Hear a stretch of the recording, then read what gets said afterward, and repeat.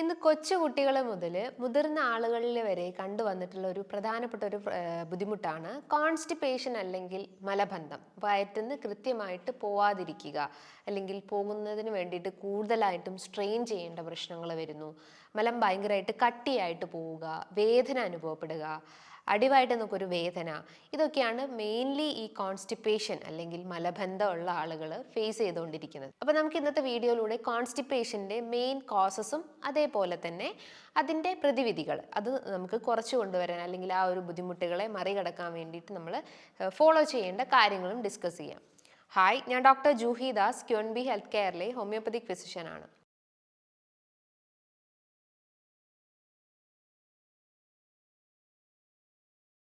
Constipation അല്ലെങ്കിൽ മലബന്ധം, അതായത് വയറ്റിന്ന് കൃത്യമായിട്ട് മലശോധന സംഭവിച്ചിട്ടില്ലെങ്കിൽ നമുക്ക് മാനസികമായിട്ടും ശാരീരികമായിട്ടുള്ള ബുദ്ധിമുട്ടുകൾ ഉണ്ടാവും. ചിലപ്പോൾ നമുക്കൊരു ദിവസം തുടങ്ങുമ്പം തന്നെ നമുക്ക് കൃത്യമായിട്ട് ടോയ്ലറ്റിൽ പോയിട്ടില്ലെങ്കിൽ നമുക്ക് ആ ഒരു ഹോൾ ഡേ തന്നെ ഒരു പ്ലസൻറ്റ് ഫീൽ ചെയ്യില്ല, അല്ലെങ്കിൽ ഒരു ഇറിറ്റബിലിറ്റി ഉണ്ടാവാനുള്ള സാധ്യത ഉണ്ട്.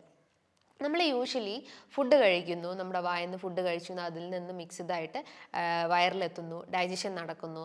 അബ്സോർപ്ഷൻ മീൻസ് ആഗിരണം മീൻസ് അതായത് നമ്മൾ ഭക്ഷണത്തിൽ നിന്നും ന്യൂട്രിയൻസിനെയൊക്കെ വലിച്ചെടുക്കുന്ന അല്ലെങ്കിൽ വെള്ളത്തിനെയും ന്യൂട്രിയൻസിനെയൊക്കെ വലിച്ചെടുക്കുന്ന ഒരു പ്രക്രിയയാണ് അബ്സോർപ്ഷൻ എന്ന് പറയുന്നത്. അത് മെയിൻലി വൻകുടൽ അല്ലെങ്കിൽ ലാർജ് ഇൻറ്റസ്റ്റൈൻസിലാണ് നടക്കപ്പെടുന്നത്.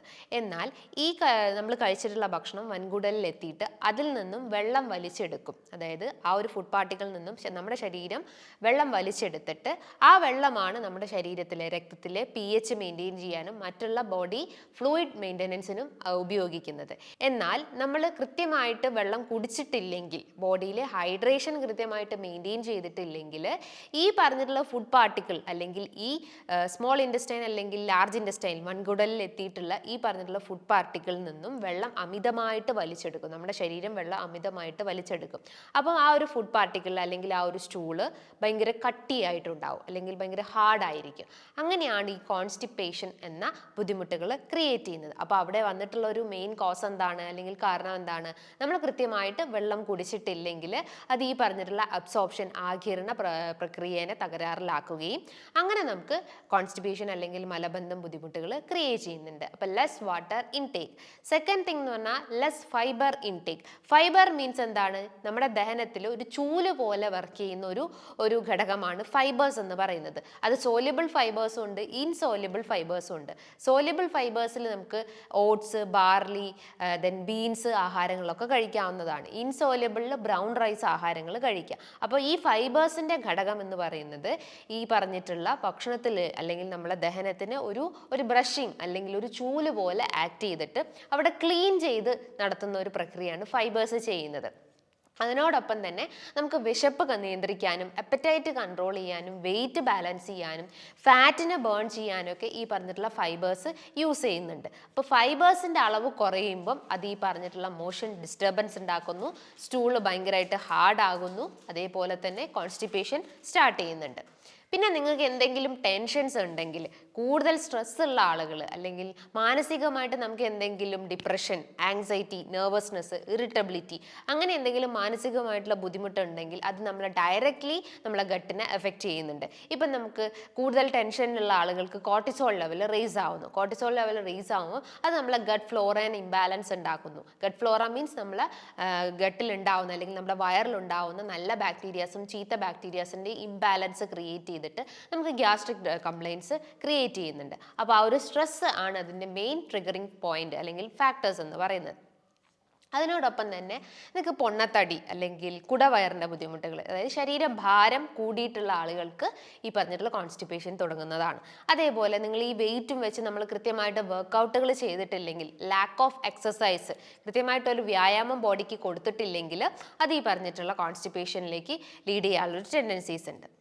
അതേപോലെ തന്നെ ഒട്ടുമിക്ക ആളുകളും ചെയ്യുന്നൊരു പ്രക്രിയ എന്ന് പറയുന്നത്, നമുക്കിപ്പോൾ ടോയ്ലറ്റിൽ പോകാനുള്ള ആ ഒരു ശങ്ക വരുന്ന സമയത്ത് നമ്മൾ മടി കാണിച്ച് അവിടെ ഇരിക്കും. അങ്ങനെ ഒരു സിഗ്നൽ നമ്മളെ ബ്രെയിൻ ഗട്ടുമായിട്ട് വരുന്ന സമയത്ത് നമ്മൾ അവിടെ ഒരു സ്റ്റോപ്പേജ് അല്ലെങ്കിൽ ഒരു സഡൻ ആയിട്ടൊരു ഒരു ബ്രേക്ക് കൊടുക്കുകയാണെങ്കിൽ, അല്ലെങ്കിൽ നമ്മൾ കൃത്യമായിട്ട് ആ ഒരു സമയത്ത് ടോയ്ലറ്റിൽ പോയിട്ടില്ലെങ്കിൽ അതും ഈ പറഞ്ഞിട്ടുള്ള കോൺസ്റ്റിപ്പേഷനിലേക്ക് ലീഡ് ചെയ്യും. കാരണം ആ ഒരു സെയിം പ്രക്രിയ തന്നെ നമ്മൾ ഭക്ഷണത്തിൽ നിന്നും പിന്നെയും വെള്ളം ആഗിരണം ചെയ്യപ്പെടും, ആ സ്റ്റൂള് കുറച്ചുകൂടി കട്ടിയാകും, അങ്ങനെ മലബന്ധമായിട്ട് രൂപപ്പെടും. അപ്പോൾ നമുക്ക് ടോയ്ലറ്റിൽ പോകാനുള്ള ഒരു ടെൻഡൻസി നമുക്ക് വന്നിട്ടുണ്ടെങ്കിൽ, ആ ഒരു ശങ്ക വന്നിട്ടുണ്ടെങ്കിൽ ഉടനെ തന്നെ ടോയ്ലറ്റിൽ പോകാൻ ശ്രമിക്കുക.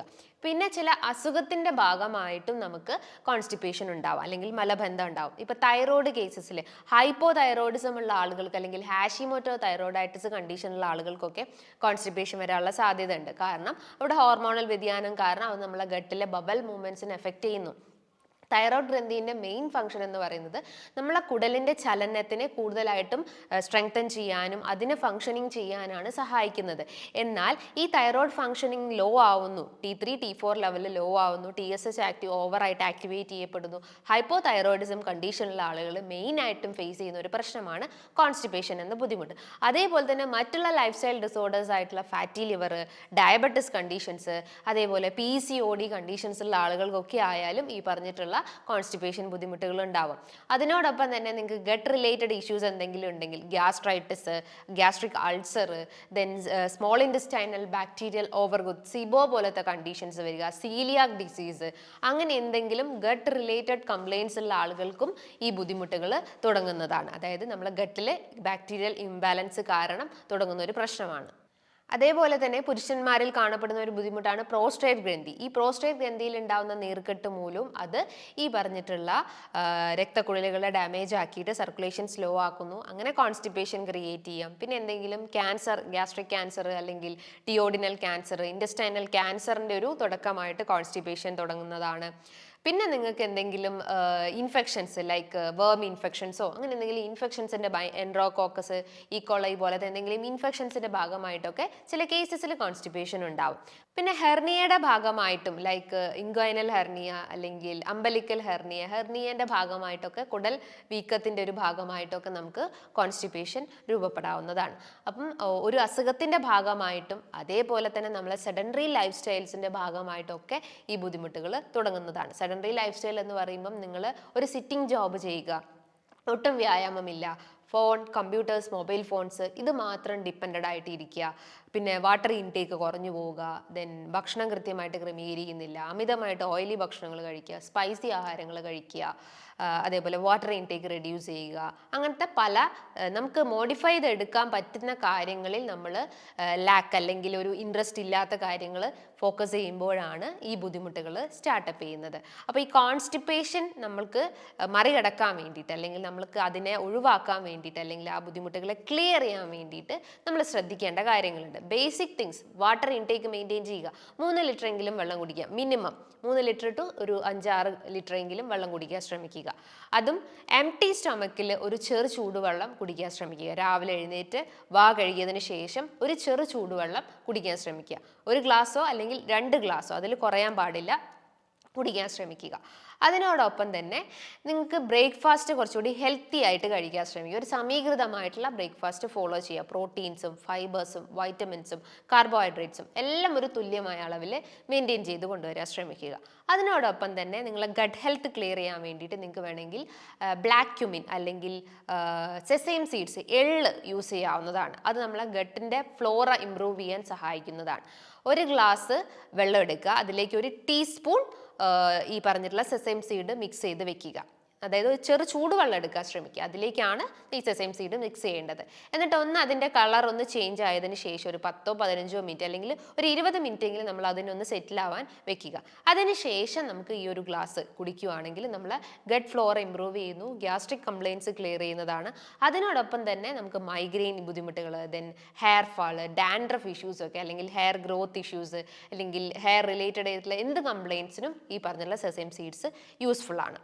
അതോടൊപ്പം തന്നെ ഭക്ഷണത്തിൽ omega-3 ഫാറ്റി ആസിഡ്സ് അല്ലെങ്കിൽ നല്ല ഇനം കൊഴുപ്പുകൾ കഴിക്കുക. നെയ്യ്, വെണ്ണ, തൈര്, മോര്, അത്യാവശ്യം പ്രോബയോട്ടിക്സ് ഒക്കെ നല്ലപോലെ കഴിച്ചു തുടങ്ങുക. അത് നമ്മൾ ബവൽ മൂവ്മെൻറ്റ്സ്, കുടലിൻ്റെ ചലനം നല്ല രീതിയിൽ ഇമ്പ്രൂവ് ചെയ്യാൻ ഹെൽപ്ഫുൾ ആണ്. അതിനോടൊപ്പം തന്നെ നമുക്ക് ബോഡി വർക്കൗട്ടുകൾ അത്യാവശ്യമാണ്. രാവിലെ എഴുന്നേറ്റാൽ ഉടനെ തന്നെ നമ്മുടെ ബവൽ മൂവ്മെന്റ്സിന് കൂടുതൽ ഫോക്കസ് ചെയ്യുന്ന സ്ട്രെങ്തനിങ് സ്ട്രെച്ചിങ് വർക്കൗട്ടുകൾ ചെയ്യാൻ ശ്രമിക്കുക. നിങ്ങൾക്ക് എന്തെങ്കിലും കണ്ടീഷൻസ് ഉണ്ടെങ്കിൽ ആ അണ്ടർലൈൻ കോസ് ക്ലിയർ ആയാലേ ഉള്ളൂ ഈ കോൺസ്റ്റിപ്പേഷൻ മാറത്തുള്ളൂ. ലൈക്ക് തൈറോയിഡ്, PCOD, മറ്റുള്ള ഡയബറ്റിസ് ഡിസോർഡേഴ്സ് ഒക്കെ ഉണ്ടെങ്കിൽ അതിന് ട്രീറ്റ്മെന്റ്സിനോടൊപ്പം തന്നെയുള്ളൂ നിങ്ങൾക്ക് ഈ കോൺസ്റ്റിപ്പേഷനും ക്ലിയർ ചെയ്യാൻ പറ്റത്തുള്ളൂ. അപ്പോൾ നമുക്ക് ഈ പറഞ്ഞിട്ടുള്ള വർക്കൗട്ടുകളും ആ ഒരു കണ്ടീഷൻസിനും യൂസ്ഫുൾ ആണ്. പിന്നെ നിങ്ങൾക്ക് ഞാൻ പറഞ്ഞു, നമുക്ക് ഇപ്പം ടോയ്ലറ്റിൽ പോകാനുള്ള ഒരു തോന്നൽ വന്നു കഴിഞ്ഞാൽ നമ്മൾ ഉടനെ തന്നെ പോകാൻ ശ്രമിക്കുക. അതിനെ ഹോൾഡ് ചെയ്ത് നിർത്താതെ പെട്ടെന്ന് തന്നെ ടോയ്ലറ്റിൽ പോകാൻ ശ്രമിക്കുക. പിന്നെ ഒരേ സമയത്ത് തന്നെ ടോയ്ലറ്റിൽ പോകാൻ ശ്രമിക്കുക. രാവിലെ ആണെങ്കിൽ രാവിലെ, വൈകിട്ടാണെങ്കിൽ വൈകിട്ട്. ഒരേ ടൈമിങ് നമ്മൾ ബോഡീനെ സെറ്റ് ചെയ്യുക, അല്ലെങ്കിൽ നമ്മുടെ ആ ഒരു ബയോളജിക്കൽ ക്ലോക്കിനെ മെയിൻറ്റെയിൻ ചെയ്ത് കൊണ്ടുവരാൻ ശ്രമിക്കുക. പിന്നെ നിങ്ങൾ ടോയ്ലറ്റിൽ പോകുന്ന സമയത്ത് നല്ല രീതിയിൽ പിന്നോട്ടിരിക്കുകയോ അല്ലെങ്കിൽ നല്ല രീതിയിൽ മുന്നോട്ടിരിക്കുകയോ ചെയ്യരുത്. അതായത് പിന്നോട്ടോ ബാക്കോട്ടോ നന്നായിട്ട് ചാഞ്ഞിരിക്കുന്ന ശീലങ്ങൾ ഉണ്ടെങ്കിൽ ഒഴിവാക്കുക. നമ്മളിപ്പം യൂറോപ്യൻ ക്ലോസറ്റിലൊക്കെ ഇരിക്കുകയാണെങ്കിൽ നമ്മൾ സ്ട്രെയിറ്റ് ആയിട്ട് നമ്മുടെ സ്പൈൻ, നമ്മുടെ ബോഡി എല്ലാം സ്ട്രെയിറ്റ് ആയിട്ട് ഇരിക്കാൻ ശ്രമിക്കുക. അതിനുശേഷം നമ്മുടെ കാൽമുട്ടും അതേപോലെ അരയും ഒരേ ലെവലിൽ വരുന്ന രീതിയിൽ, അരക്കെട്ടും ഒരേ ലെവലിൽ വരുന്ന രീതിയിൽ ഇരിക്കാൻ ശ്രമിക്കുക. നമ്മളിപ്പം യൂറോപ്യൻ ക്ലോസറ്റിലൊക്കെ ഇരിക്കുകയാണെങ്കിൽ മാക്സിമം സ്ട്രെയിറ്റ് ആയിട്ട് ഇരിക്കുക. അതിനുശേഷം നമ്മുടെ ഉപ്പൂറ്റീൻ്റെ ഭാഗം മാക്സിമം ഒന്ന് റേസ് ചെയ്ത് കൊണ്ടുവരിക. എന്നാലുള്ള ഈ കാൽമുട്ടും നമ്മുടെ അരയുടെ ഭാഗവും ഒരേ ലെവലിലായിട്ട് വരുള്ളൂ. ഇങ്ങനെ ഒരു പോസ്ചർ ഡെയിലി നമ്മൾ ടോയ്ലറ്റിൽ പോകുന്ന സമയത്ത് മെയിൻറ്റെയിൻ ചെയ്യാൻ ശ്രമിക്കുക. ഇതൊക്കെ ഒരു സിമ്പിൾ ആയിട്ടുള്ള ടിപ്സ് മാത്രമാണ്. അതിനോടൊപ്പം തന്നെ നിങ്ങൾ ഭക്ഷണത്തിൽ ഫൈബേഴ്സ് ഉൾപ്പെടുത്തുക. സോലബിൾ, ഇൻസോലബിൾ ഫൈബേഴ്സ് ഉൾപ്പെടുത്തുക. സോലബിൾ ഫൈബേഴ്സ് മീൻസ് നിങ്ങൾക്ക് ഓട്സ്, ബാർലി, ബീൻസ് കാര്യങ്ങളെങ്കിൽ വെജിറ്റബിൾ പ്രോട്ടീൻസ് ഒക്കെ അടങ്ങിയിട്ടുള്ള ബീൻസ് ഒക്കെ ഉൾപ്പെടുത്താവുന്നതാണ്. ഇൻസോലബിൾ ഫൈബേഴ്സ് എന്ന് പറയുമ്പോൾ ബ്രൗൺ റൈസ് കഴിക്കാം, അതേപോലെ തന്നെ വീറ്റ്, ഇതൊക്കെ അത്യാവശ്യം ഇൻസോലബിൾ ഫൈബേഴ്സ് അടങ്ങിയിട്ടുണ്ട്. വാട്ടർ ഇൻടേക്കും കൃത്യമായിട്ട് മെയിൻറ്റെയിൻ ചെയ്യുക. പിന്നെ നമുക്ക് സ്ട്രെസ്, ആങ്സൈറ്റി ബുദ്ധിമുട്ടുകൾ കുറയ്ക്കുന്ന കാര്യങ്ങൾ, മെഡിറ്റേഷൻസ് ഒക്കെ അതിനോടൊപ്പം ഫോളോ ചെയ്യാൻ ശ്രമിക്കുക. പിന്നെ ഫ്രഷ് ആയിട്ടുള്ള ഫ്രൂട്ട്സും വെജിറ്റബിളും സാലഡ് ഫോമിൽ കഴിക്കുക. ഡിന്നറിലൊക്കെ ലൈറ്റ് ഫുഡ് ഫോളോ ചെയ്യാൻ ശ്രമിക്കുക. അതോടൊപ്പം തന്നെ ഞാൻ ഈ പറയുന്ന ഒരു സിമ്പിൾ ടിപ്സ് നിങ്ങൾ ഫോളോ ചെയ്യുകയാണെങ്കിൽ മലബന്ധം ബുദ്ധിമുട്ടുകൾ നമുക്ക് കുറച്ചെടുക്കാവുന്നതാണ്. ഇതിന് വേണ്ടത് ഒരു ഫുൾ സ്വീറ്റ് പൊട്ടറ്റോ അല്ലെങ്കിൽ മധുരക്കിഴങ്ങ്, ദെൻ 1 ടീസ്പൂൺ എള്ളെണ്ണ, 1 ടീസ്പൂൺ മഞ്ഞൾപ്പൊടിയും, അതേപോലെ തന്നെ ഒരു പിഞ്ച് ഓഫ് പെപ്പർ അല്ലെങ്കിൽ കുരുമുളക് പൊടി.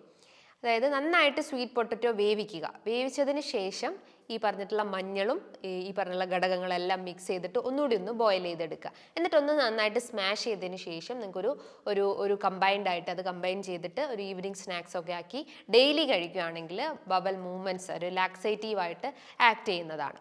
അതിനോടൊപ്പം തന്നെ രാവിലെ എഴുന്നേറ്റാൽ ഉടനെ തന്നെ ഞാൻ പറഞ്ഞു വാട്ടർ ഇൻടേക്ക് മെയിൻറ്റെയിൻ ചെയ്യുക. അതേപോലെ തന്നെ പുഴുങ്ങിയ നേന്ത്രപ്പഴം കഴിക്കുന്നതും ഈ പറഞ്ഞിട്ടുള്ള ഒരു ബവൽ മൂവ്മെൻറ്റ്സ് ഇംപ്രൂവ് ചെയ്യാൻ ഹെൽപ്ഫുൾ ആണ്. സോ ഈ പറയുന്ന സിമ്പിൾ ആയിട്ടുള്ള ടിപ്സൊക്കെ നമ്മൾ ഡെയിലി ഒന്ന് ഫോളോ ചെയ്യുകയാണെങ്കിൽ ഈ പറഞ്ഞിട്ടുള്ള ഗ്യാസ്ട്രിക് കംപ്ലയിൻസും അതോടൊപ്പം ഉണ്ടാകുന്ന കോൺസ്റ്റിപ്പേഷനും നമുക്ക് റെഡ്യൂസ് ചെയ്ത് കൊണ്ടുവരാവുന്നതാണ്. സോ ഇതുമായി ബന്ധപ്പെട്ട് നിങ്ങൾക്ക് എന്തെങ്കിലും ഡൗട്ട്സ് ഉണ്ടെങ്കിൽ താഴെ കാണുന്ന നമ്പറിൽ കോൺടാക്ട് ചെയ്യാവുന്നതാണ്. നല്ലൊരു ഹെൽത്ത് ടോപ്പിക്കുമായി വീണ്ടും കാണാം. Thank you.